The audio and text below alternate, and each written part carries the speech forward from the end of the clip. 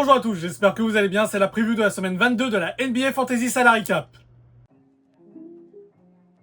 Cette semaine 21 a été historique, des records ont été tombés. Évidemment, je vais parler tout d'abord de la performance de Bam Adebayo face aux Wizards mardi dernier. Le joueur du Heat a inscrit 83 points, il devient le deuxième meilleur scoreur de l'histoire sur un match NBA, une performance qui a visiblement divisé la communauté et perso, je ne comprends pas pourquoi. Le gars a la possibilité d'inscrire son nom dans l'histoire de la Grande Ligue et ça vient le critiquer. Certains disent que cette perf, c'est la mort du basket ou une forme d'irrespect vis-à-vis du défunt Kobe Bryant et ses 81 points. Je trouve ça hallucinant. Que cela vienne des aigris ou des deux de QI sur les réseaux sociaux, ce n'est pas grave car il y a de tout pour faire un monde. Mais que cela vienne des analystes, des journalistes et même d'anciens joueurs, ça me dépasse. Je pense notamment aux déclarations de Gordon Hayward. Je trouve ça hypocrite de sa part car je suis persuadé que si c'était lui qui avait la possibilité de faire comme Bam Adebayo, il serait le premier à faire la roue et l'hélicoptère avec son zizi sur le parquet à la fin du match.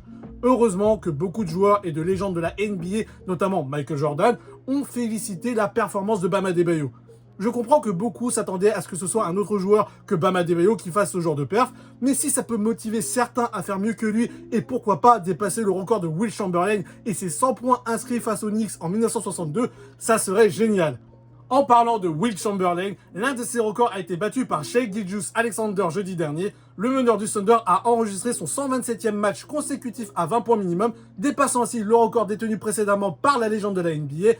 Je pense qu'avec ce fait d'armes, SGA a mis un terme au débat du titre de MVP de la saison régulière, d'autant que le bilan du Thunder, premier à l'Ouest avec 53 victoires et 15 défaites, va forcément jouer en sa faveur. Il faut aussi rappeler que le Thunder a rarement compté sur son 5 de départ habituel, notamment à cause des blessures. Je pense à des joueurs comme Jalen Williams et Isaiah Hartenstein. Si la santé de SGA tient jusqu'au bout de la saison, il n'y a pas de raison que ce titre de MVP lui échappe. Si vous aimez la vidéo, n'hésitez pas à mettre un pouce bleu. Je continue d'attirer votre attention sur cette nouvelle fonctionnalité de YouTube qui permet de booster une vidéo. Ça m'aiderait à gagner en visibilité. Comme d'habitude, si vous voulez vous tenir au courant de mes prochains contenus, que ce soit du format short ou long, abonnez-vous à ma chaîne. Voici les 5 joueurs que j'ai envie de mettre en avant sur cette semaine 21. Shai Gilgeous-Alexander et Bam Adebayo figurent logiquement dans mon top 5 pour toutes les raisons que j'ai évoquées précédemment. D'un point de vue purement Fantasy League, Nikola Jokic et Luka Doncic ont sorti des perfs de mammouth cette semaine écoulée alors qu'ils n'ont disputé que 3 matchs. L'un comme l'autre, ils n'ont quasiment plus le droit d'être absents, sauf blessure grave évidemment. Et ce pour 2 raisons. Leurs équipes doivent assurer leur qualification au play-off et c'est important pour eux d'être éligibles aux récompenses individuelles de fin de saison. Et en toute discrétion, Jalen Brunson a été énorme. Il a enregistré une moyenne de 55 points fantasy par match. Il a été efficace au scoring et à la passe. Niveau comptable, c'est 3 victoires et 1 défaite pour les Knicks. Voici le calendrier de la semaine 22. Comme vous pouvez le voir, il y a 2 équipes qui vont jouer 5 fois. Ça va forcément influencer sur le choix de mes bons plans. Le bon deal, ça serait d'avoir des joueurs des Suns. Je vais en proposer 2 pour les Gamblers. Je miserai sur Jalen Green qui a l'air d'être plus constant que Devin Booker en termes de points fantasy. Il suffit de voir le match face aux Raptors qui a été très compliqué pour Devin Booker tandis que Jalen Green a assuré au scoring. Le seul point noir, c'est que Jalen Green a un passif avec son ischio-jambier cette saison.